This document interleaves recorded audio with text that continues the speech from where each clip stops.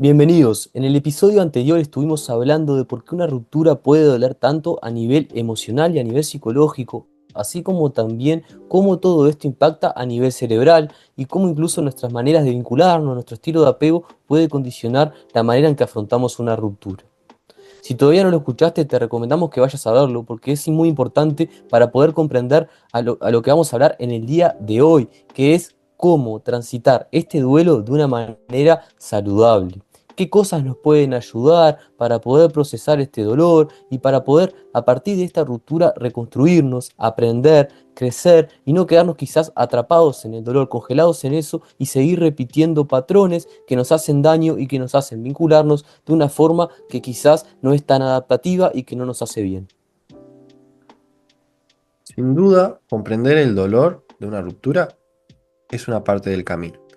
La otra, e igual de importante, es saber qué hacer con ese dolor. Y sanar no significa olvidar o seguir adelante a la fuerza, ni tampoco ignorar lo que sentimos. Sanar es permitir que la mente y el cuerpo o el cerebro procesen la pérdida de una manera saludable y reconfiguren ese mapa interno sin negar la profundidad del vínculo que existió. A continuación vamos a explorar estrategias que han demostrado en estudios rigurosos ayudar a disminuir la rumiación, a regular el sistema nervioso, a facilitar la neuroplasticidad y por última instancia, permitirnos recuperar el equilibrio emocional. Queremos dejar en claro que todas estas herramientas o guías que vamos a traer en el día de hoy no son atajos, ni promesas mágicas, ni soluciones a fin de cuentas inmediatas, sino que tienen que ver con una guía o con sugerencias que tienen que ver con aquella psicología basada en evidencia y que tiene un correlato a nivel neuronal y a nivel cerebral, que nos va a permitir a fin de cuentas avanzar. Ese es el objetivo, sin reprimir, sin querer como borrar lo que nos sucedió, sino que también poder convertir ese duelo en una instancia de reconstrucción. No se trata entonces de acelerar esto que nos está sucediendo, ni tampoco negarlo, sino de poder transitarlo saludablemente, para que ese vínculo se convierta a fin de cuentas en un recuerdo, en un aprendizaje, en algo que nos ayude a crecer a nivel personal y que nos permita vincularnos de una forma saludable y que quizás muchos patrones que han sucedido hasta el día de hoy no sigan repitiéndose porque nos generan malestar y porque quizás impide construir vínculos sanos, vínculos adaptativos. Porque a final de cuentas, sí, el duelo amoroso duele, pero no tiene por qué doler para siempre. Y hay formas de acompañarnos a nosotros mismos mejor en ese proceso, con herramientas concretas y efectivas que hoy queremos compartir con ustedes, así que empecemos por la primera herramienta.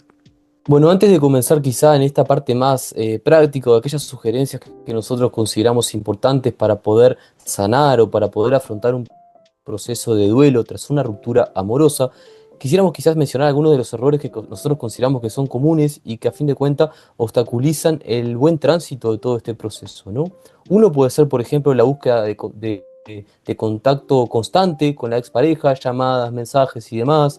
También el tema de revisar las redes sociales de la otra persona compulsivamente. Eso quizás también obstaculiza el espacio que necesitamos para poder transitar nuestras emociones. Aislarse por completo también consideramos que puede llegar a ser un error, así como también tapar ese dolor con distracciones externas, como puede ser otras personas, fiestas, consumo de distintos tipos de drogas y demás, así como también otros errores, otras dificultades pueden estar por el lado de nuestros pensamientos, como por ejemplo, nunca voy a encontrar a alguien, todo fue culpa mía, o ciertos tipos de autorreproches o culpabilizaciones que no nos ayudan en poder recuperarnos y en poder reconstruirnos a partir de esto, ¿no? Otra cosa que también es importante mencionar es que quizás esto de, bueno, sentirnos tristes, llamar o escribir, no quiere decir que estemos haciendo las cosas mal o que estamos o que no vamos a avanzar, sino que también puede llegar a ser parte del proceso. Pero es importante también tener presente que quizás esas cosas no nos van a ayudar a sanar, sino que de una u otra forma nos van a obstaculizar o nos van a tener retenidos un poco en ese dolor, ¿no? Entonces, para no cometer este tipo de errores, que comprometen nuestro bienestar emocional y comprometen ese aprendizaje, esa reconstrucción, queremos dejarte hoy conjunto con Manuel algunas sugerencias más prácticas a modo de guía para poder transitar este proceso de duelo de la forma más saludable posible. En primera instancia, como hemos mencionado en el capítulo anterior, permitir el dolor. La mejor forma de reconfigurar ese mapa neuronal, ese mapa de apego, es enfrentando el dolor, no evitándolo. Como decíamos antes, el duelo es un estado de hiperactivación de nuestro sistema nervioso y de alta motivación para el cerebro. Algunas personas por eso optan por anestesiar el dolor y el agobio, como decías, con sustancias, con sexo casual, con otras parejas sexuales o incluso con proyectos o con mucho trabajo. Pero la mejor forma de salir es enfrentando ese dolor y solo se consigue permitiéndote sentir. Entonces, es fundamental en este primer consejo la importancia de validar nuestras emociones, de permitirnos sentir sin juzgarnos y sobre todo sin evitar eso que estamos sintiendo por medio de distracciones. Entonces, validar lo que sentimos es fundamental para poder sanar. Muchas veces en esto de evitar el dolor o hacer como si nada hubiera sucedido, ¿no? Caemos como en actitudes que pueden ser como el alcohol, las fiestas o querer conocer enseguida a otra persona, formar nuevamente una relación lo más rápido posible. Esto incluso dificulta el proceso y hace que sea aún más difícil. En este sentido, validar nuestras emociones, permitirnos sentir, implica justamente identificar y reconocer lo que nos está pasando, ¿no? Y no tiene que ver con juzgarnos porque, bueno, estamos tristes y enojarnos porque ya pasó cierta cantidad de tiempo y no hemos avanzado y quizá nos genera culpa, o capaz que incluso también podemos reprocharnos el hecho de sentirnos aliviados o de sentirnos bien. Solo cuando logramos aceptar y entender lo que estamos sintiendo a nivel emocional, vamos a poder avanzar en ese proceso de reacomodar aquello que nos pasó y poder reconstruirnos y aprender desde un lugar más sano. Entonces, no sentir no es lo mismo que sanar, ¿sí? Entonces no tratemos de evitar esas emociones, sino que aceptemos que hay un dolor y eso no quiere decir que seamos débiles o de que estemos mal y que nunca vayamos a mejorar, ¿sí? Aceptar que estamos mal o aceptar que tenemos cierto dolor nos hace más honestos con nosotros mismos, ¿no? Entonces es el primer paso a fin de cuentas para poder sanar, ¿sí? No tiene que ver esto con romantizar el dolor y bueno, y quedarnos atrapados en ese dolor, sino que darle un lugar es necesario para poder reflexionar, para poder aprender y para poder seguir, para poder a fin de cuentas reconstruirnos. A fin de cuentas, igual hay formas de poder transitar y sentir y procesar lo que nos pasa, y esta forma es transitarlo desde un duelo más racional, ¿no? Y el objetivo de esto es anclar conscientemente la nueva realidad. Esa nueva realidad es en que la persona ya no está disponible en espacio y tiempo. Mientras reconocemos este sentimiento de apego por la conexión, por la persona, por lo vivido con esta persona, sin juzgarnos, pero sin caer en la esperanza de un reencuentro. Sin duda, Manu, porque esa esperanza de reencuentro nos puede atrapar en una ilusión y no nos va a permitir asimilar o poder aceptar que esa relación se terminó, ¿no? En este sentido, también esto de los errores que mencionábamos, que son frecuentes, el hecho de aislarse, ¿no? Y eso es algo que evidentemente no recomendamos. Es muy fundamental poder construir una red de apoyo, ¿no? Una red de vínculos que puede ser amigos, familiares o compañeros o quienes fueran que pudieran también apoyarnos, con quien podamos hablar, poner en palabras lo que nos está sucediendo, ¿no? También poder rodearnos de gente que nos ayude y también que nos pueda apoyar en estos momentos, ¿no? Algo que también ocurre mucho es que a veces no hay un cierre real, ¿no? No hay quizás una última conversación, hay muchas preguntas sin respuesta, ¿no? Muchas explicaciones que logramos generar con nuestra mente, ¿no? Y por ahí también podemos estar mucho tiempo rumiando y pensando, y a veces no es necesario tener esa última conversación y también podemos darle quizás un cierre interno, ¿no? No es fundamental o no es crucial el hecho de tener esa última conversación para poder asimilar esto, sino que también internamente podemos generar un cierre para nosotros para poder de esa manera soltar un poco ese vínculo y dar paso a lo nuevo, ¿no? Sin duda, sin embargo, esto tiene que estar acompañado un poco de lo que es la descarga de las emociones, ¿no? Poder generar la catarsis, ¿no? Como decíamos, está bien llorar, está bien estar triste, pero bueno, justamente hay que descargar, hay muchas formas de hacerlo, como decía, llorar es una, podemos escribir sobre lo que nos pasa, podemos hablar con alguien de confianza, y esto, de nuevo, no es señal de debilidad. Es la forma que justamente nuestro sistema nervioso descarga esta activación excesiva y también le permite reorganizar sus circuitos, sus conceptos y cómo organiza la información referida a la persona que ya no está disponible. Una pequeña advertencia, y es que hablar excesiva y obsesivamente sobre esta ruptura con amigos a veces solamente fundamenta la co-rumiación. Y esto puede reforzar más el malestar. Simplemente estoy volviendo a activar esto. Entonces, es importante buscar apoyo, es un factor incluso protector que nos ayuda tanto a la catarsis, pero también tengo que poder generar espacios donde pueda desconectarme del tema, como puede ser con amigos. Entonces ellos quizás pueden contenerme por un momento, pueden comprender lo que me pasa, pero no si eso lleva a que termine siendo una búsqueda obsesiva, una forma en la que volvemos a reconectar con las emociones negativas una y otra vez, y también poder desconectar de ello y hablar otras cosas y conectar con más cosas. Sí, sin duda creo que hablar ayuda, evidentemente, pero repetir, repetir y girar en torno al mismo tema una y otra vez no tiene por qué necesariamente ser beneficioso para nosotros, ¿no? El duelo evidentemente necesita un espacio y no solo tiene que ver con hablar y hablar y tener, como tener muchas conversaciones respecto a lo mismo, donde busco culpables, donde busco explicaciones, donde me enojo, donde me angustio.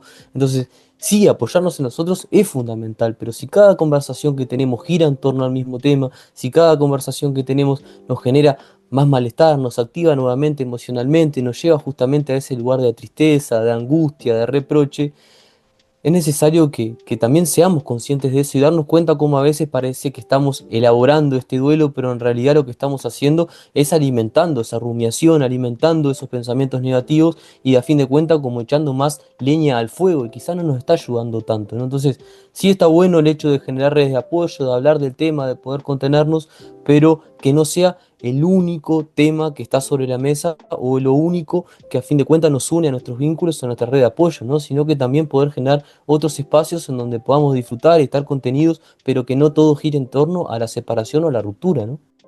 En un segundo punto, es importante evitar la perseveración sin dirección, es decir, esa persecución sin sentido.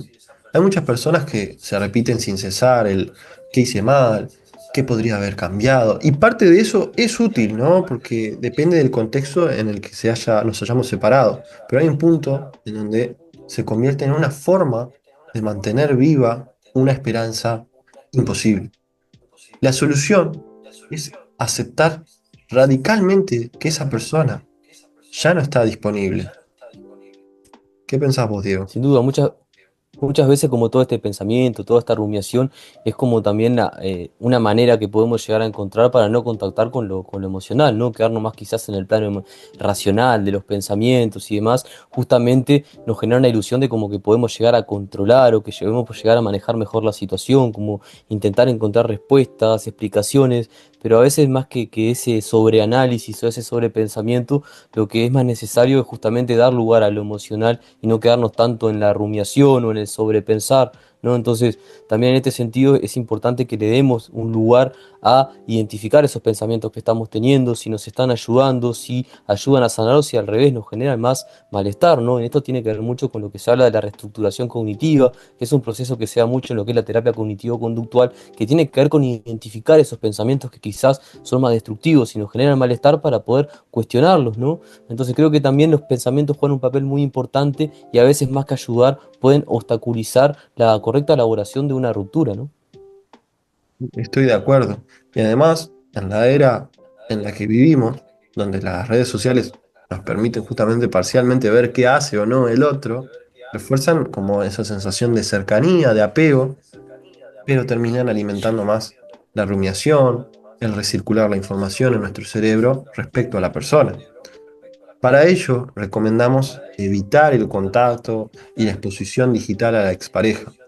Por ejemplo, un estudio en el 2011 vio que ver fotos o mensajes de la expareja activa justamente los circuitos cerebrales como del craving, del deseo, y perpetúa el dolor emocional. Entonces, una recomendación práctica que le hacemos es establecer quizás un periodo de detox digital, silenciar las redes, capaz que archivar las fotos en una carpeta que sea segura, que no tengas acceso en tu día a día o cada vez que abras la galería. Y así evitas esa tensión de revisar sus actividades en las redes. Esto tenemos muchas opciones, como puede ser, por ejemplo, eh, silenciar las historias, no necesariamente tenés que dejar de seguir, o establecer un contacto cero cuando sea conveniente. Sin duda que a veces en esto de buscar señales del otro, si subió algo, si está saliendo con alguien, si buscar como qué hay del otro lado, a veces también es como mantener una ilusión de que seguimos en contacto, ¿no? Y el cerebro a fin de cuentas lo termina como interpretando como una posibilidad de vinculación, ¿no? Entonces muchas veces nos movemos a esa búsqueda del otro desde un malestar emocional como una manera de a fin de cuentas de calmar esa ansiedad o ese malestar. Entonces también está bueno como entender un poco que hay algo emocional, ¿no? Como esa sensación de malestar o de ansiedad que queremos aliviar por medio de este contacto, pero como hablábamos al principio, uno de los errores frecuentes que terminan obstaculizando la correcta elaboración de lo que está sucediendo, ¿no? Esa ilusión de contacto nos termina complicando la aceptación de que esa otra persona ya no está. Perfecto. Continuando con un tercer punto, es importante regular nuestro sistema nervioso. Como decíamos anteriormente, el duelo es un estado de hiperactivación del sistema nervioso autónomo. Para sanar, necesitamos reducir esa activación. Y una forma muy eficaz de hacerlo es con una respiración profunda, contacto con la naturaleza, ejercicio moderado o incluso regular y estabilizar nuestro sueño, generar rutinas de higiene de sueño, para ayudar a bajar la intensidad incluso del dolor.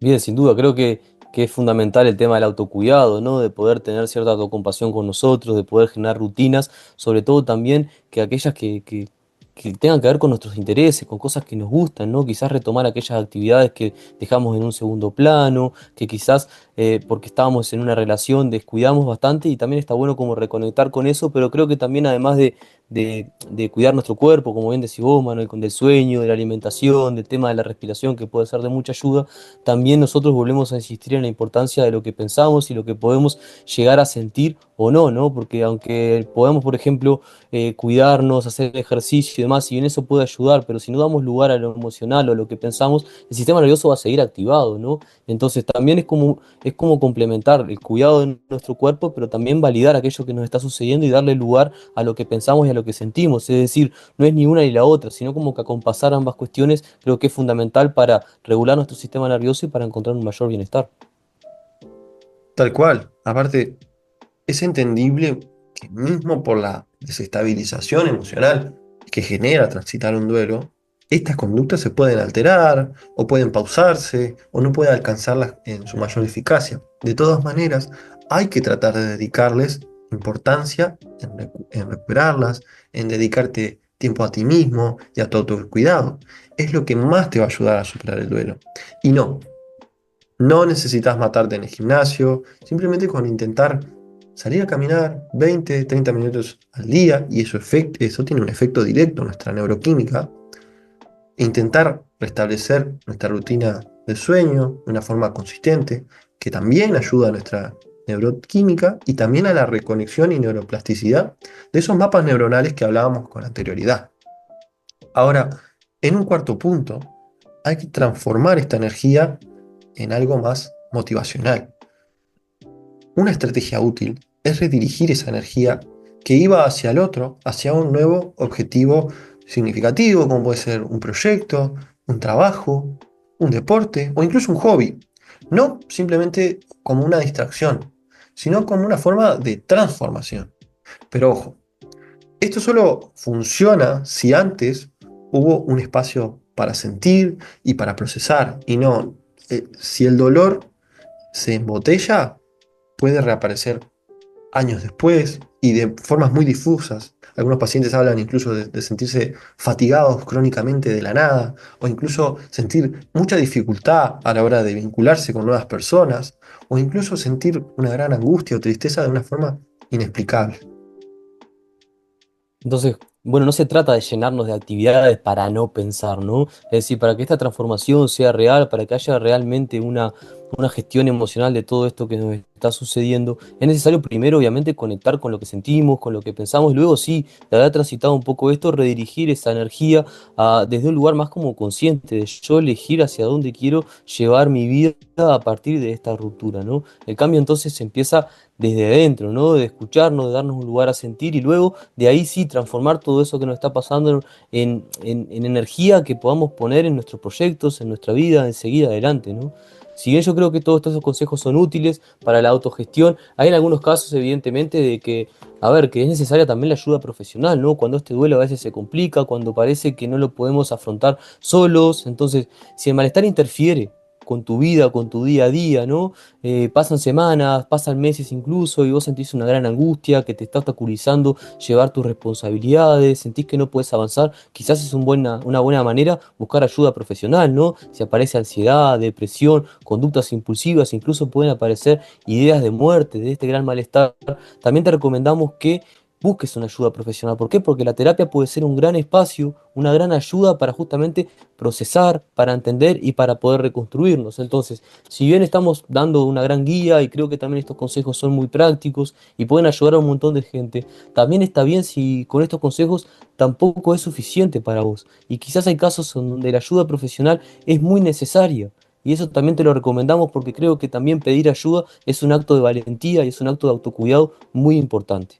Sin duda, y más allá de todos estos conceptos prácticos, científicos o psicológicos, nadie puede decirte cómo vivir tu duelo. Entonces, aunque hoy hablamos desde estos conceptos, el duelo puede verse intensificado y a veces, de nuevo, supera nuestras capacidades. Y en estos casos, no está mal ni es debilidad pedir ayuda, sea con un psicólogo clínico, sea con grupos de duelo o sea con un psiquiatra especializado. Estos pueden acompañarte e incluso complementar con estos consejos que vamos dando. A modo de cierre, el duelo, como en una ruptura, no es solo tristeza, es un proceso emocional, estructural y hasta neuronal. No se trata de olvidar, sino también de reconfigurar, de permitir que el cerebro redibuje este mapa donde esa persona ya no está presente en tiempo y espacio, y de transformarlo en un concepto, ya sea en forma de recuerdo, ya sea en forma de gratitud, ya sea un aprendizaje. Y esto va a permitir abrir espacio a nuevas conexiones y eventualmente, ¿por qué no?, a un nuevo amor. Entonces lo que les estamos proponiendo es que la forma, a fin de cuentas, más saludable para poder sanar quizás también puede ser la más complicada o la más difícil o la más desafiante que tiene que ver con sentir. Es decir, para sanar tenemos que sentir. Y después de poder realmente sentir y validar lo que estamos sintiendo a nivel emocional y también aquello que estamos pensando y demás, poder aceptar que esa ruptura se dio y poder a fin de cuentas soltar todo eso que ha sucedido para dar lugar a lo nuevo, como bien decía Manuel. Entonces, es importante tener presente que el dolor es temporal, es decir, el dolor o la angustia que quizás estás sintiendo, vos que estás mirando este episodio y estás quizás atravesando un proceso de ruptura, que sepas que ese dolor es temporal y podemos elegir una forma de transitarlo que sí va a ser muy importante y va a marcar la diferencia para poder sanar y para poder reconstruirnos y verlo como una oportunidad de aprendizaje y de crecimiento, ¿sí? Entonces, no hay que apurarse, no hay que intentar negar o hacer como si nada sucedió y también recordarte, como te decíamos antes, que si quizás no estás pudiendo solo, si quizás la contención que te están dando tus amigos no es suficiente para vos, si sentís que estás estancado, que no puedes avanzar, que esto está interfiriendo en tu vida, te invitamos a que puedas buscar ayuda profesional y que eso es muy importante como un acto de amor propio.